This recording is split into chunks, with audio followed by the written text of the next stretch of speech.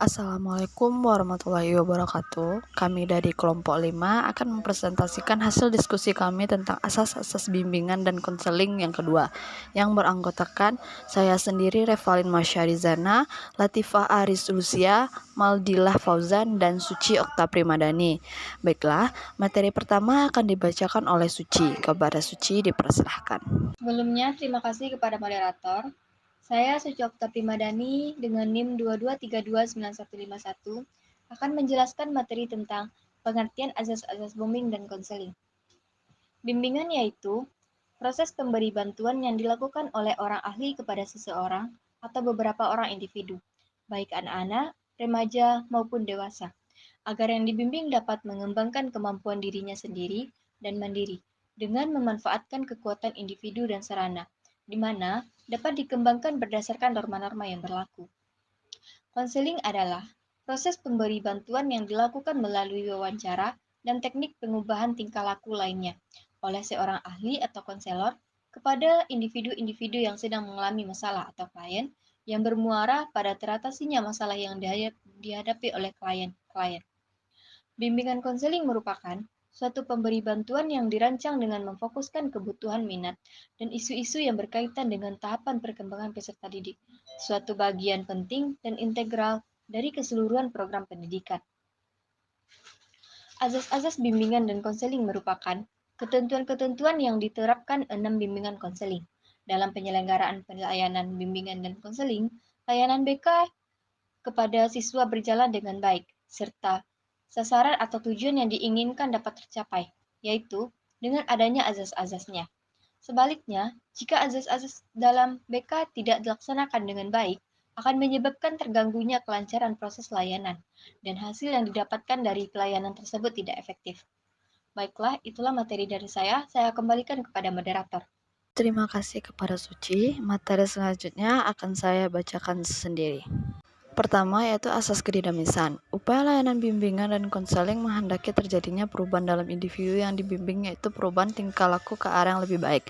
Perubahan tidaklah sekedar mengulang-ulang hal-hal yang bersifat monoton, melainkan perubahan yang selalu menuju ke suatu pembaruan, sesuatu yang lebih maju. Contohnya, seseorang konselor harus mengikuti penggerakan zaman agar konselor dapat menyelesaikan suatu permasalahan pada seorang konselor yang semakin kompleks, misalnya keluarga broken serta pergaulan bebas di kalangan pemuda. Yang kedua itu asas keterpaduan. Layanan bimbingan dan konseling memadukan berbagai aspek individu yang dibimbing. Sebagaimana diketahui, individu yang dibimbing itu memiliki berbagai segi. Kalau keadaannya tidak saling serasi dan terpadu, justru akan menimbulkan masalah. Contohnya, seorang konselor melakukan kerjasama dengan seorang psikologi seks maupun dokter kandungan dan mengundangnya ke sekolah untuk memberikan pemahaman kepada peserta didik di sekolah agar konselor atau peserta didik memiliki pengetahuan dan pemahaman yang lebih jelas tentang seks supaya mereka tidak terjerat dalam pergaulan bebas. Materi selanjutnya akan dibacakan oleh Fauzan. Kepada Fauzan dipersilakan. Oke, saya akan melanjutkan asas selanjutnya. Ini asas kenormatifan, yaitu asas bimbing dan konseling yang menghendaki agar segenap layanan dan kegiatan bimbingan dan konseling didasarkan pada aturan dan tidak boleh bertentangan dengan nilai dan norma yang ada, yaitu nilai dan norma agama, hukum, dan peraturan, adat, istiadat, ilmu pengetahuan, dan kebiasaan yang berlaku. Contoh, seorang konselor dalam menjalankan tugasnya harusnya sesuai dengan norma hukum dan adat istiadat, sehingga tercipta suasana yang harmonis di antara konseli dan konselor, karena seorang konselor yang profesional harus biasa menciptakan suasana yang nyaman bagi seorang konseli.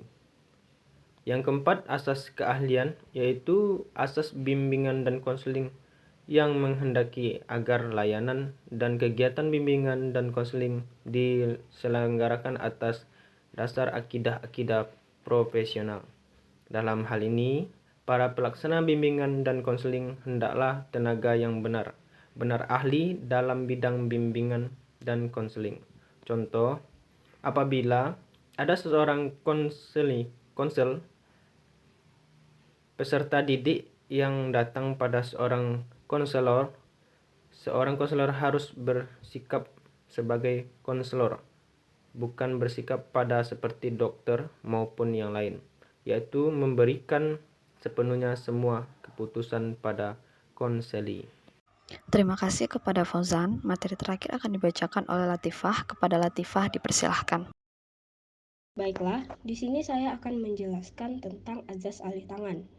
Azas alih tangan yaitu azas bimbingan dan konseling yang menghendaki agar pihak-pihak yang tidak mampu menyelenggarakan layanan bimbingan dan konseling secara tepat dan tuntas atas suatu permasalahan peserta didik atau konseli mengalih tangankan permasalahan ini kepada pihak yang lebih ahli. Sebagai contoh yang pertama, ada seorang peserta didik atau konseli yang mengalami stres gara-gara tidak lulus sekolah. Seorang konselor tidak dapat bertindak sendiri dalam konteks ini. Seorang konselor harus melakukan kerjasama dengan pihak yang lebih kompeten dalam kasus seperti ini, seperti membawa konseli tersebut pada seorang psikiater ataupun seorang dokter. Ada contoh kedua, yaitu jika seorang siswa mengalami masalah kesehatan mental yang kompleks atau membutuhkan intervensi medis. Konselor harus dapat merujuk mereka ke profesional kesehatan mental yang berkualifikasi, seperti seorang psikolog atau psikiater untuk penilaian dan perawatan yang lebih lanjut. Berikutnya, saya akan menjelaskan tentang azas tutwuri handayani. Azas tutwuri handayani adalah azas bimbingan dan konseli yang menghendaki agar pelayanan bimbingan dan konseling secara keseluruhan menciptakan suasana yang mengayomi, mengembangkan keteladanan dan memberikan rangsangan ataupun dorongan, serta kesempatan yang seluas-luasnya kepada konseli untuk maju. Sebagai contoh, yang pertama yaitu seorang konselor harus menjadi guru yang teladan dan menyenangkan, agar peserta didik atau konseli tidak takut menceritakan masalahnya kepada kita maupun mengayomi peserta didik. Contoh yang kedua yaitu konselor memberikan umpan balik yang konstruktif kepada siswa untuk membantu mereka memperbaiki dan mengembangkan diri mereka sendiri. Umpan balik ini diberikan secara bijaksana dan mendukung pertumbuhan pribadi maupun akademik siswa. Sekian penjelasan dari saya, kembali kepada moderator.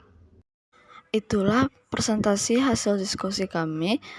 Jika ada salah kata mohon dimaafkan. Terima kasih. Assalamualaikum warahmatullahi wabarakatuh.